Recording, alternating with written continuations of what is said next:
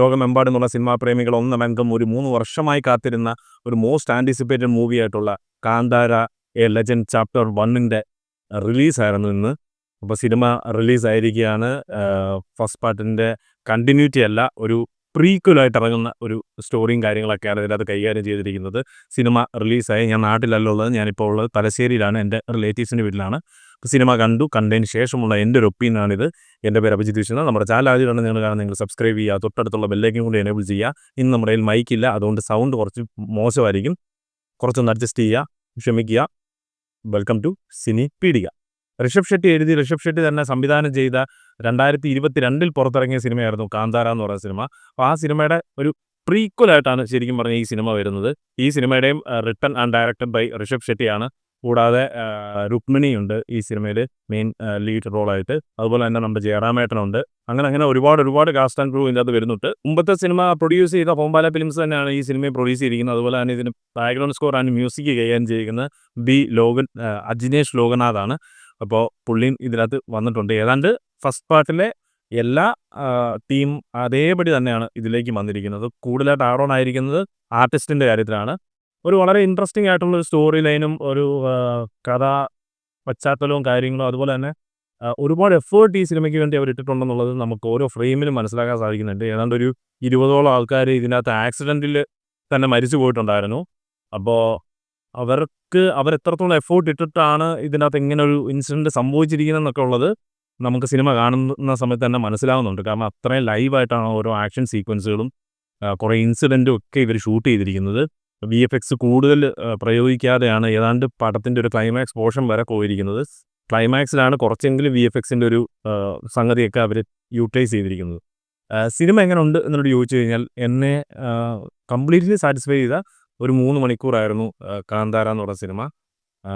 ഞാൻ വേറെ ലോകത്തായി പോയി എന്ന് തന്നെ പറയാൻ സാധിക്കും. കാരണം അത്രയേറെ നമ്മളെ ആ ഒരു ടെറിട്ടറിയിലേക്ക്, അല്ലെങ്കിൽ അവരുടെ ആ ഒരു റീജിയനിലേക്ക്, ആ കാടിലേക്ക്, കാന്താര എന്ന് പറയുന്ന കാടിലേക്ക്, പഞ്ചുരുളിയിലേക്ക്, നമ്മുടെ ഗുളികരിലേക്ക് എല്ലാം പറയാൻ സാധിക്കും. ആ ഒരു കൊട്ടാരത്തിലേക്ക് എല്ലാം നമ്മളെ കൂട്ടിക്കൊണ്ട് പോകുന്നുണ്ടായിരുന്നു. അതുകൊണ്ട് തന്നെ ഭയങ്കര ഫെമിലിയർ ആയിട്ടുള്ളൊരു സ്റ്റോറി ലൈനുമായിട്ട് എനിക്ക് തോന്നി. സ്റ്റോറി ലൈൻ ഫെമിലിയർ എന്ന് ഉദ്ദേശിക്കുന്നത് പടത്തിൽ പറയുന്ന കുറച്ച് വിശ്വാസപരമായിട്ടുള്ള കുറച്ച് കാര്യങ്ങളുണ്ട്.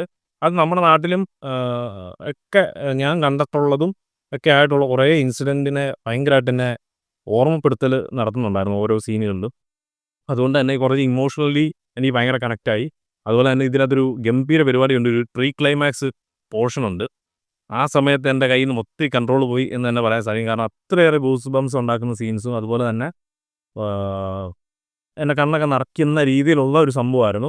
അതെന്തായാലും തിയേറ്ററിൽ ഒരു നല്ല സൗണ്ടുള്ള, നല്ലൊരു അറ്റ്മോസ്ഫിയറുള്ള ഒരു ഡോൾബി അറ്റ്മോസ്ഫിയറൊക്കെ കാണുകയാണെന്നുണ്ടെങ്കിൽ സൂപ്പർ ഒരു ഫീൽ കിട്ടുന്ന ഒരു സംഭവമായിരിക്കും അത്. അതുപോലെ തന്നെ ക്ലൈമാക്സിലേക്കും നല്ല രീതിയിൽ 3 മണിക്കൂർ ചിലർക്ക് ചിലപ്പോൾ ലാഗ് ഫീൽ ചെയ്തേക്കാം. പക്ഷേ എനിക്ക് പേഴ്സണലി അതൊരിക്കലും ഒരു ലാഗായിട്ടോ ഒന്നും തോന്നിയില്ല. ഒരു കഥ പറയാൻ എടുത്ത സമയം മാത്രമാണത്. ആ ഒരു സിനിമയുടെ ക്ലൈമാക്സ് പോർഷനിലേക്ക് വരുന്ന സമയത്താണെങ്കിലും ഓരോ സീൻ ബൈ സീനും നമ്മളെ പമ്പ് ചെയ്യുന്ന രീതിയിലാണ്. ഫസ്റ്റ് പാർട്ട് കണ്ടപ്പോൾ നമുക്ക് തിയേറ്ററിൽ നിന്ന് കിട്ടിയ ആ ഒരു ഫീൽ ഉണ്ടല്ലോ, ആ ഫീൽ അതേപടി തരാൻ നമുക്ക് സാധിച്ചിട്ടുള്ളൂ.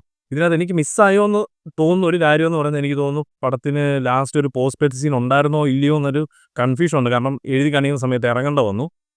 അതിനുശേഷം വീണ്ടും പാട്ട് കേട്ട്, അതുകൊണ്ട് അറിയില്ല ഇനി പോസ്റ്റ് ക്രെഡിറ്റ് സീൻ ഉണ്ടോ ഇല്ലയോ എന്നുള്ളത്. ഇനി ഇൻ കേസ് ഉണ്ടെന്നുണ്ടെങ്കിൽ അത് നിങ്ങൾ കണ്ടിട്ടുണ്ടെന്നുണ്ടെങ്കിൽ കമൻറ്റ് ബോക്സിൽ രേഖപ്പെടുത്തുക. ഉണ്ടോ ഇല്ലയോ എന്ന് മാത്രം, അല്ലാതെ എന്താ ഉള്ളതെന്നുള്ളത് പറയേണ്ട ആവശ്യമില്ല. അപ്പോൾ നിങ്ങൾക്ക് സിനിമ ഇഷ്ടപ്പെട്ടു എന്നുണ്ടെങ്കിൽ അതും കമൻറ്റ് ബോക്സിൽ രേഖപ്പെടുത്തുക. പിന്നെ സിനിമയുടെ ഒരു നെഗറ്റീവ് പോസിറ്റീവ് ഇങ്ങനെ വേർതിരിച്ച് പറയാൻ ഞാൻ ആഗ്രഹിക്കുന്നില്ല. ഈ പടത്തിൽ പോസിറ്റീവ് മാത്രമേ ഉള്ളൂ എന്ന് വിശ്വസിക്കുന്ന ഒരാളാണ് ഞാൻ. നെഗറ്റീവായിട്ട് എനിക്ക് ഇതിൻ്റെ അകത്തൊന്നും കാണാൻ സാധിച്ചില്ല. ഒരാളുടെ പെർഫോമൻസ് പോലും മോശമായിട്ട് എനിക്ക് തോന്നിയില്ല.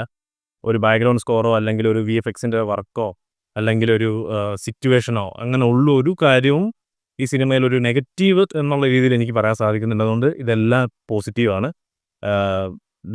ഋഷഭ് ഷെട്ടി പുള്ളിക്ക് എന്തായാലും ഒരു നാഷണൽ അവാർഡ് ഈ പടത്തിനും കിട്ടാനുള്ള സാധ്യതകളുണ്ട്.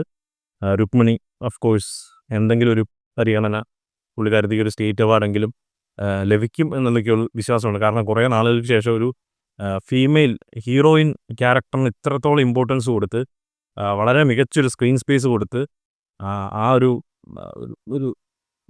ഉണ്ടല്ലോ, ആ സംഭവം നന്നായിട്ട് കൊടുത്തിട്ടുണ്ട്. എന്തായാലും ആ പുള്ളിക്കാരത്തി അത് നല്ല രീതിയിൽ ഹാൻഡിൽ ചെയ്തിട്ടുണ്ട്. നല്ലൊരു ആക്ട്രസിനെ നമുക്ക് കിട്ടി എന്നുള്ളതിന് സന്തോഷിക്കാം. ജയറാമേട്ടൻ്റെ മറ്റൊരു തിരിച്ചുവരവായിട്ട് വേണമെങ്കിൽ കാണാം. കാരണം ജയറാമേട്ടന് വേണ്ടി കൈയടിക്കാനുള്ള സാധനം ഈ സിനിമയിലുണ്ട്. അപ്പോൾ ഇത്തരം കാര്യങ്ങളൊക്കെയാണ് പറയാനുള്ളത്. സൗണ്ട് ഡിസ്റ്റർബ് ചെയ്യുന്നുണ്ടെന്ന് എനിക്കറിയാം. അത് മാറ്റാനുള്ള എന്തെങ്കിലും വഴികൾ ചെയ്തിട്ട് അപ്ലോഡ് ചെയ്യുന്നതായിരിക്കും. അപ്പോൾ അടുത്ത വീഡിയോ ആയിട്ട് കാണുന്നവരെ പീസ് ഔട്ട്.